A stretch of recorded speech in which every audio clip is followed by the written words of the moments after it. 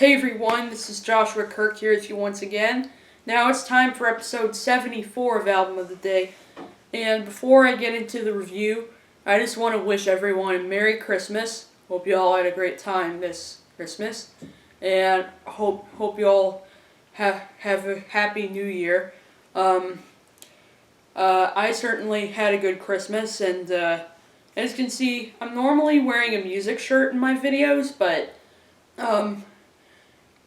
since some people may be, noticing it right about now, I'm wearing an R2-D2 t-shirt, which means I'm wearing a Star Wars t-shirt, which is, pretty much in honor of the new Star Wars movie that came out on December 18th called The Force Awakens, which I did see on Christmas Day. It was a really good movie. Highly recommend it if you're a huge Star Wars fan. So believe it or not, I've actually only seen A New Hope, The Empire Strikes Back, and the new one, but I'll have to watch the other one soon. But my father's favorite is Return of the Jedi, so I'll have to watch that one sometime. But just this is kind of a shout out to some of you Star Wars fans out there who may be watching this. So anyway, aside from that, let's get on to the review. Today's artist is a singer, songwriter, and guitar virtuoso who started out playing music on the in the group Green on Red, and then afterwards the band broke up, and he managed to have a pretty successful solo career following that, with a ton of albums. So he's really a prolific role in alt country and American rock and roll music. His name is Chuck Prophet, and I'm here to review his 2004 album released in September of that year. The album is called Age of Miracles, which this is my CD copy that I have, that I got at Soundgarden, one of my favorite music stores in Baltimore. As you can see, a very, very interesting cover art going on here. It's like, it's kind of dark, but at the same time, actually kind of, charming to look at. There's a photo of Chuck there, and this is released on New West Records. This is his second album on New West, and his final one on that label too. Afterwards, he moved to Yep Rock Records, which, to be honest, Yep Rock Records is probably my favorite record label of all time right now. Just a lot of the artists on their roster have put out so many brilliant albums, and I would definitely like to meet the guys at Yep Rock sometime, since they've been very, very sweet to me in terms of their support and them sending me a ton of awesome music. And there's the CD there. And here's a booklet that's in here. It's got the lyrics in there.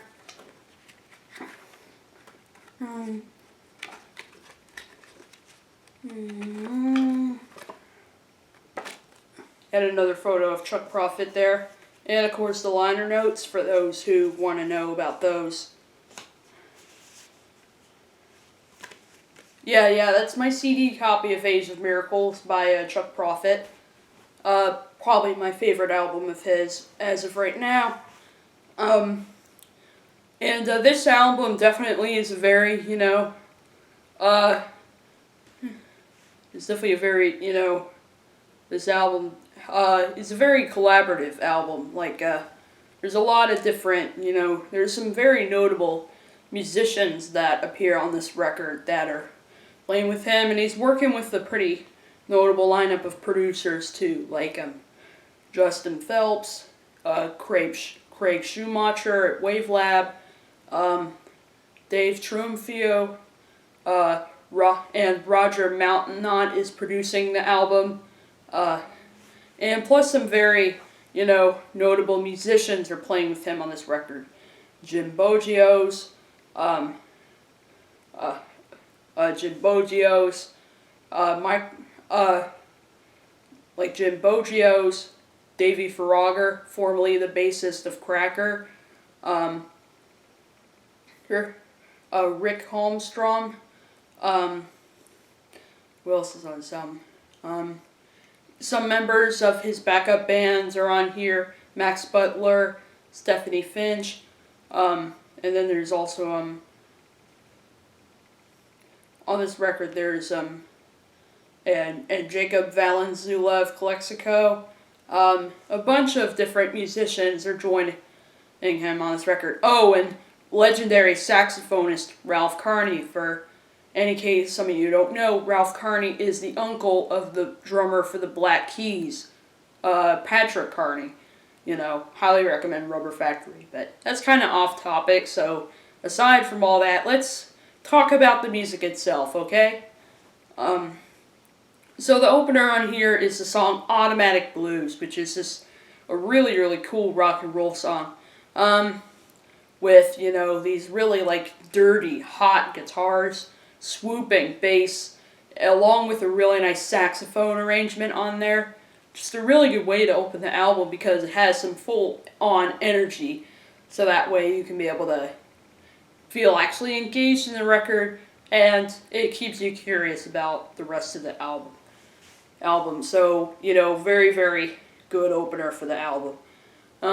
And then following that's the title track, which is a really beautiful song. Like the haunting lap steel guitar on that thing, the very lush string arrangements, and the very high-pitched vocals on there from Stephanie Finch.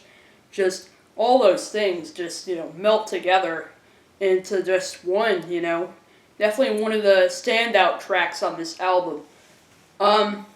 Age of Miracles, obviously, the title refers to, nostalgia a little bit, and stuff like that. And I think the album cover, kind of even refers to kind of the theme of the record, even.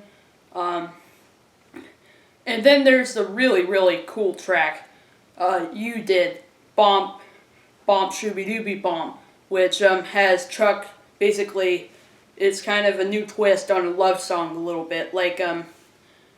He's asking all these questions to this girl, and obviously the answer to all those questions is you did. He's saying, who put the bomb shooby dooby bomb? Who put the ram lemma ding dong? Who dug the groove and made it flow? Who proved that anything was possible? Who put the wheel on the gravy train? And the answer to all of it is, you did.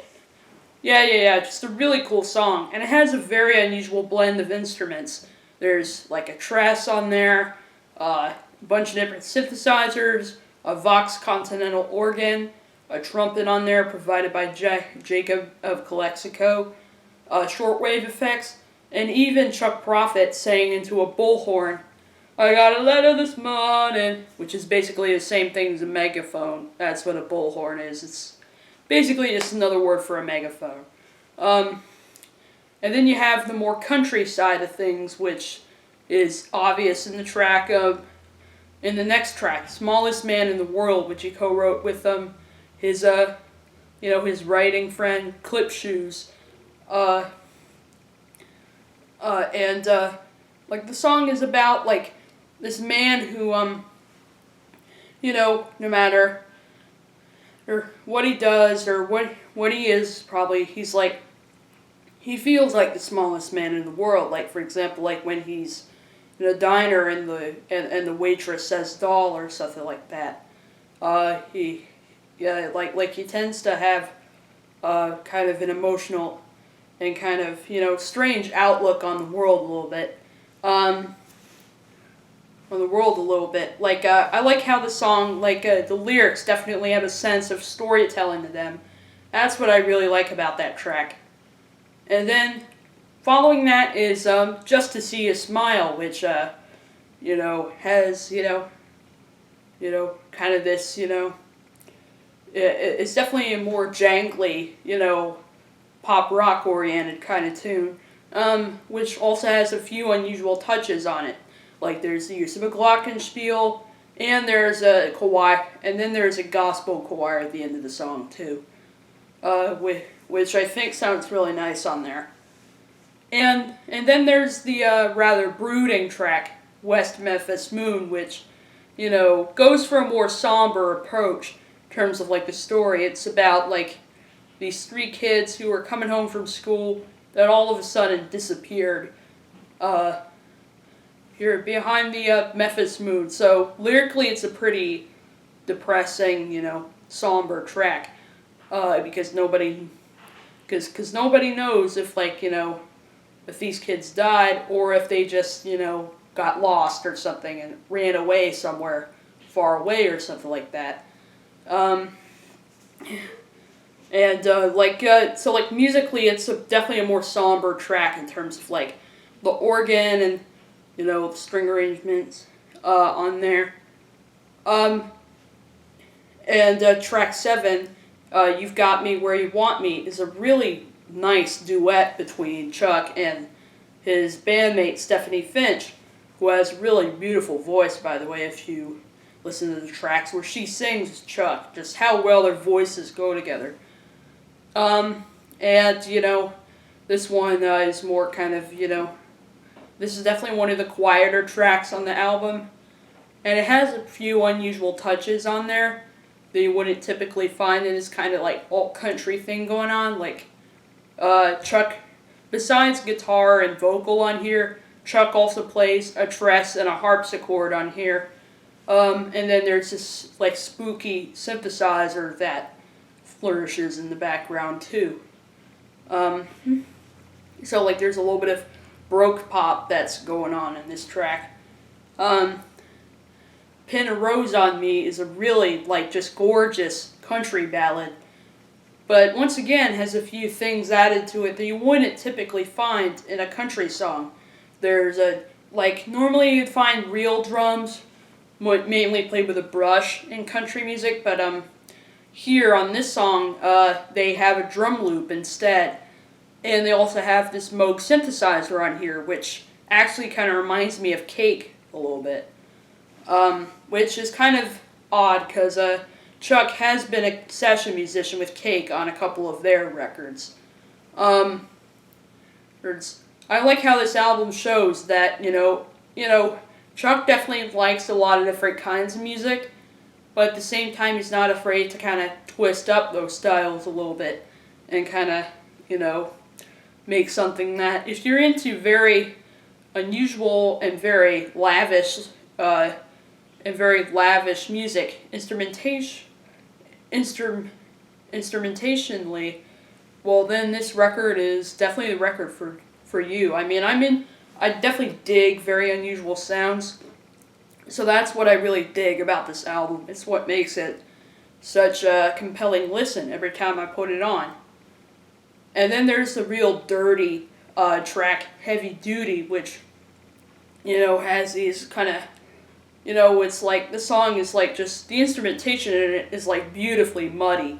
Like the guitars and the keyboards and like the hand percussion. And Chuck sounds as if he's singing into maybe some sort of weird microphone, like distortion microphone or something like that.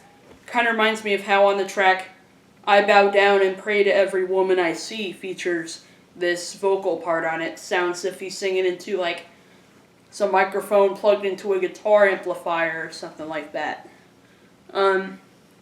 Monkey in the Middle is again another track that talks about innocent things that you do as a child or something like that, and it talks about it in a pretty, eerie way, pretty much, on this track.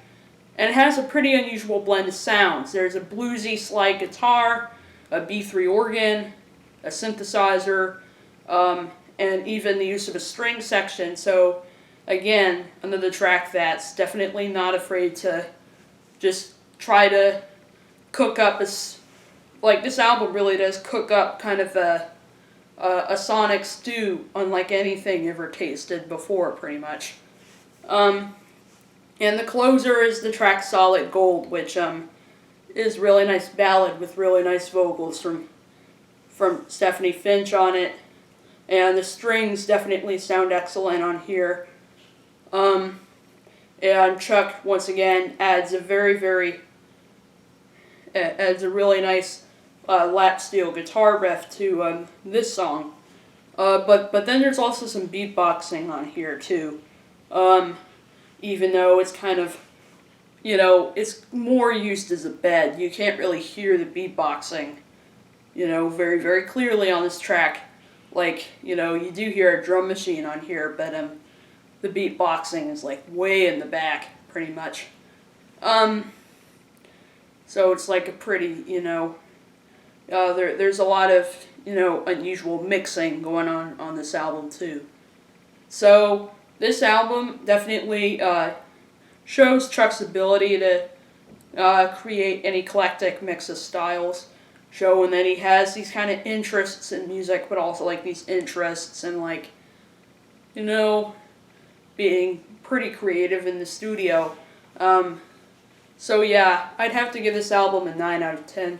I know a lot of the albums I've reviewed lately, I've been giving them those ratings, but I'm just so easily pulled in by some of these songs that's why I keep saying it. So yeah, I know I'm getting a little repetitive with me saying 9 out of 10 over and over again, a lot of my reviews, but that's just what I think of all these records I've been reviewing lately. So yeah, that's my review of Asian Miracles. I'll see you for episode 75.